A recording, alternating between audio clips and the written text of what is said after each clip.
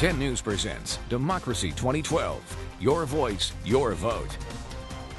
With the general election just weeks away, 10 News and the EW Scripps Company are dedicated to providing the information you need to make informed decisions. And tonight, we're speaking with Congresswoman Susan Davis, who is running for re-election in the 53rd District. First of all, thank you for being here. We appreciate your time. Happy to be here. One of the biggest frustrations that people have right now in Washington is the partisan politics.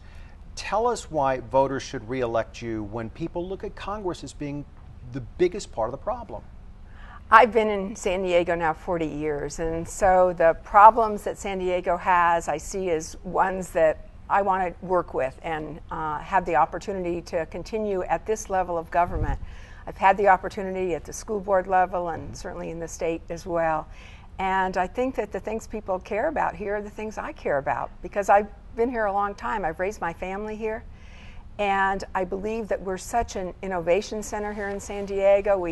We're just a fantastic sector when you think about the military, when you think about our biotech, when you think about our ports, when you think about the fact that we're on the border with Mexico and the kind of commerce that we can have.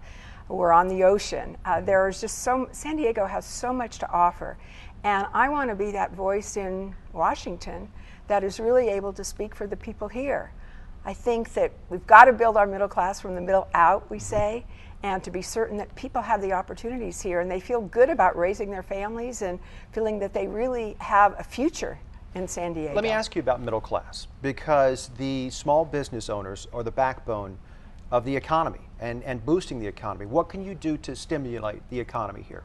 Well, there are many things, really. And in fact, we've done a number of those because we have some incubators here in San Diego that have gotten support. We have our universities that provide such a great way for people to be involved, that kind of synergy that everybody talks about. I think that there are some breaks that we can give small business, and we have been doing some of that. Perhaps there are more that can be done. I actually think that we could lower the corporate tax rate if we had the ability to close some of the loopholes that have really been giving some businesses opportunities that most businesses don't have, and we have to be willing to look at those. We have manufacturing sector here in San Diego, actually. We need to grow that. We need to make things here in America, and we need to provide the kind of transportation system that's able to support that. I was really disappointed that we have not been able to move forward with a number of bills in this Congress that I think would really help support the economy.